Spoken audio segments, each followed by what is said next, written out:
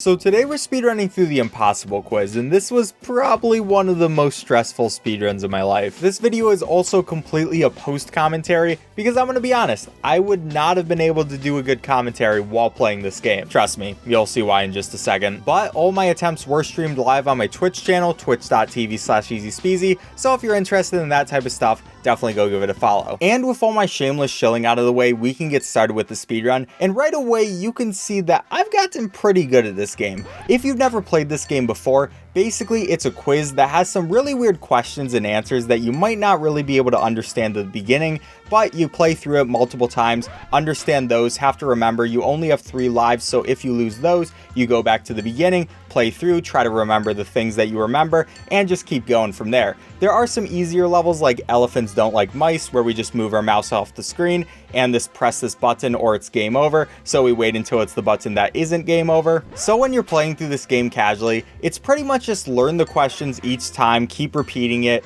learn new ones as you go through, and slowly but surely make progress. Now for me, since I'm speedrunning this game, I know pretty much everything just completely. And I mean, at this point, it's not even really knowing the questions, it's more or less just muscle memory, which has been a pretty hard thing to learn, especially for me, because in my opinion, my memory is not the best. But then you also have questions like this, which aren't that difficult. For this one, we just have to press the buttons in order, which is going to be blue, red, blue, yellow. You know, we have a couple more of these. We have this shoop de whoop guy, who we just have to charge up his laser by spam clicking here for a little bit, so we get rid of that bomb. You know, that part's not too bad. But the challenge for this speedrun is basically just always being ready for the next question, not wasting any time, and it can get kind of stressful. I mean, I played through this game a lot to get this good, and I'm not even like the best you can be. You can see I'm pretty okay. I'm petting this cat pretty well. It didn't really like that. And I know some things pretty well. I try to have the fastest speed I can. Also, this guy's adorable. Just look at him.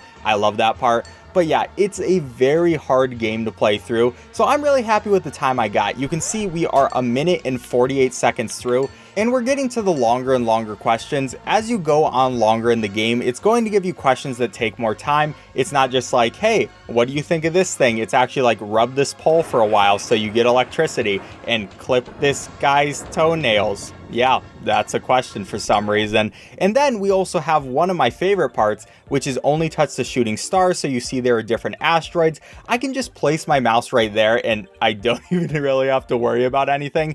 And then we're gonna get the different shooting stars. I'm gonna get one skip that's right there, move my mouse over there as well, get another skip, and then finally get the shooting star, and hooray, we made it through that question. Then we have probably one of the weirdest questions. I recommend looking away if you don't want to see blood, because yeah, this part is very weird, as you can see. But that part is done if you did look away. Now we're just on tearing some paper, and as you can see, the questions are getting much less quiz-like and are basically just, hey, do this thing. I mean, there's this one where we have to sort all these people from descending order. You kind of just have to poke on their heads, and then you get this little cutscene, which is a nice little break. We just get to listen to this guy's beautiful voice, and I actually really enjoy this part just because I finally get a break. I mean, we're 3 minutes into the run where my heart is just constantly pounding. I can't make any mistakes, so that nice little break is a nice thing to have. But right when that's over, we have to get ready until this part, which is another break. Pretty much it's a fake bomb, which will count down from 10. And this entire time, all you can do is wait. So, you know, this is a great question for a speedrun, but we slowly wait for it to be a dud. We see that. Then we use this trick so the cat won't see our mouse, and then it will chase after a fly. We can click that button, and then we have this remembering the pattern thing again, another waiting question, where we have to wait for this light to be green, so we just kind of sit here.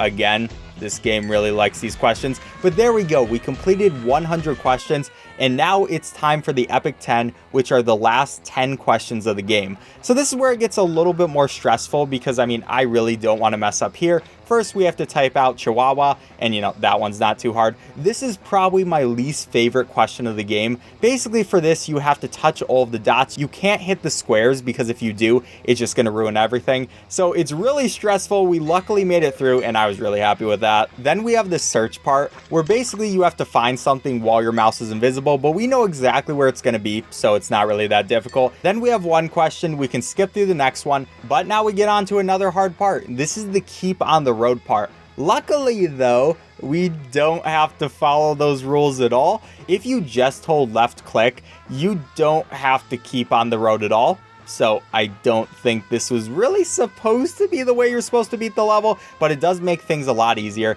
and I like it for the speedrun. The next question is a fake question where there's really no answer, so you can't say anything. You just gotta wait. It gives you a fake game over screen, but if you wait just a tiny bit longer, it will be like, hey, that was actually fake. You didn't get tricked, so that's pretty good for us. And then we have this question from Lost. I actually have never watched Lost, but thankfully I have Google and other people's speedruns, so I know the code that you have to use. Hooray for that, I guess.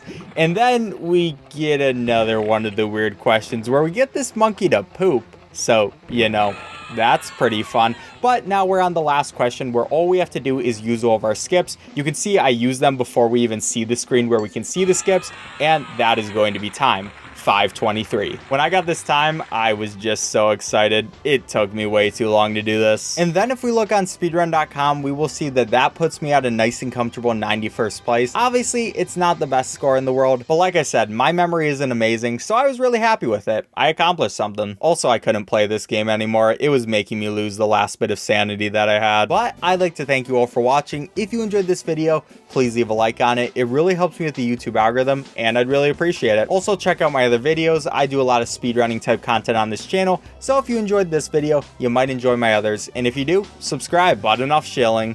Thank you all for watching. I'll catch you next time.